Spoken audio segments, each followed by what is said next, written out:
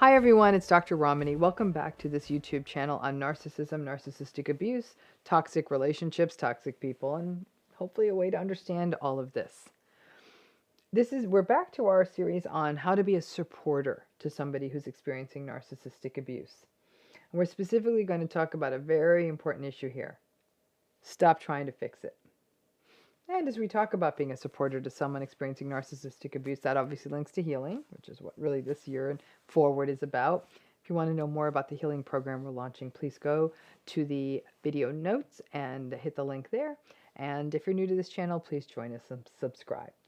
But let's talk about this issue of being a supporter. So in this series on how to be a supporter to someone experiencing narcissistic abuse, so many people will say, someone I care about deeply is going through this, but I don't know how to be there for them. So let's talk about a big mistake a lot of people make when they're trying to help people going through narcissistic abuse. They try to fix it. Now, being a supporter to someone in a narcissistic relationship can be difficult because it feels unfixable. And in a way, it is. The narcissistic person is not going to change. And as long as the person you care about is in the relationship, it can feel very hopeless and helpless for everyone who's involved. Now, human nature is such that when we see something that is not working, especially when it's involving someone we care about, we want to fix it. And this is really pronounced when we, again, care about someone and we want their pain to go away. For many supporters of those going through narcissistic abuse, that tends to manifest as wanting to fix it in any number of ways. One group of fixers may actually believe that you can fix the relationship. Couples therapy, date nights, offering them books or websites. Don't do it. There's nothing that's going to fix the relationship, not even a seasoned therapist. And it will invalidate the person you are trying to support, who may likely have tried all of it and then some. If it's a family situation, the same deal. Don't start handing them books on family estrangement or forgiveness, or tell them that all families go through hard times and maybe they can talk to a therapist. Do not try to fix it. By the time many people really start to share about what's happening in their narcissistic relationship, they have already tried more things than you can imagine to fix it themselves. In addition, they've also blamed themselves, they have gaslighted themselves, and second-guessed themselves, and generally driven themselves mad. So whatever fix it is that you may be offering, I hate to say it, that invalidates them more. So please don't do it. When we are helpless, we want to fix stuff, right? It's why we cook casseroles and cookies for people who are experiencing grief, or try to do something to make things better. When people are going through narcissistic abuse, as hard as it may be, one of the best things we can do is just sit with them in the helplessness. But it's hard to not try to fix it, but to just listen and empathize at how impossible it must feel and how hard it must be. So here are some other fix-it people. Here are some other fix-it mistakes people may make. When you are supporting someone who has recently gotten out of a narcissistic relationship, and by recent, I typically mean within the last year, please don't push dating. As part of recovery and healing, the Dr. Ramani rule is often, I believe, a minimum of 12 months without a new intimate or romantic relationship is essential. This is a time period where you get to know yourself again and heal from the relationship. You may think that the answer to your friend or your loved one's narcissistic abuse broken heart is new love. Absolutely not.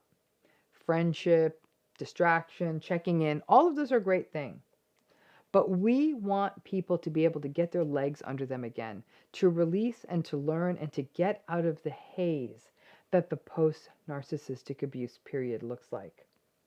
I have had to walk so many clients through the years who 2 to 3 months out of a very narcissistic divorce, their friends are already excitedly talking to them about dating. And I sternly look at them in session and say, no, no, and hell no. And I tell them they can make me their fall gal for their unwillingness to date.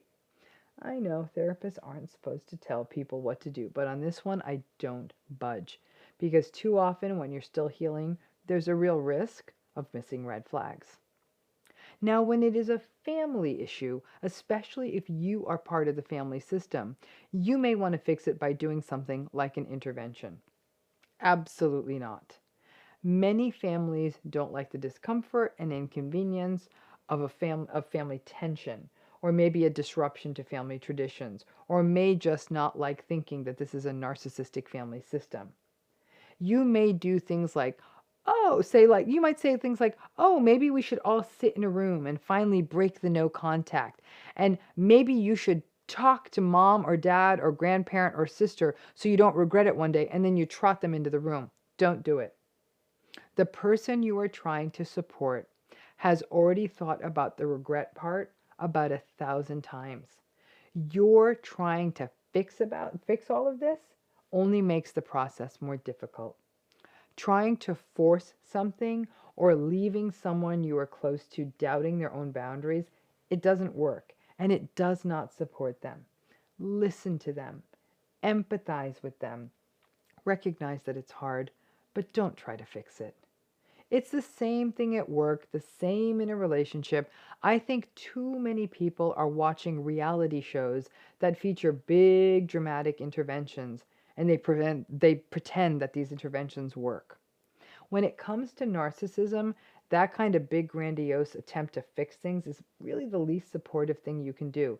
It fixes nothing and actually could put the person you're trying to support in even more psychological abuse. Nobody likes a lost cause. We don't like the idea that something, especially a person or a relationship or a family situation, cannot be fixed. But sometimes they cannot be fixed. Wisdom is knowing when to walk away and save yourself. To be a supporter of someone going through narcissistic abuse means to support the person close to you, to hear them, to don't try to find the magic wand to make it all go away or try to fix the situation or keep recommending psychics or mystics or love coaches or anything magical. Listen, if you know a good shrink that understands narcissistic abuse, then great, give them the referral. But stop giving books on love cures and love communication and finding love and fixing love. That ship has sailed. When a person has to manage a relationship with someone who has no empathy and is mean and manipulative, there is no book that's going to fix the relationship because it can't be fixed. Instead of fixing, if you want to be a supporter, try to focus on laughter, support, taking things off of their plate, whether that's through babysitting or grocery shopping, or suggest a trip or a weekend away with you and them as friends, or a spa day, or watch movies, or cry with them. And promise me that if you want to be a good supporter, you will never say the words, "Are you sure? Are you sure?" to them again, even if you do not agree with their decision, unless their decision puts them in physical danger, but obviously that's another conversation. It's hard to not fix a problem in front of you. It's hard to just be. Listen, as a therapist, I want to fix things all the time. It's tempting. But the work really is to help guide a person to find and organize the tools that they already have, to understand that they've already got a toolbox, teach them how to use it, empathize with a person, and respect them. That is how to be a supporter.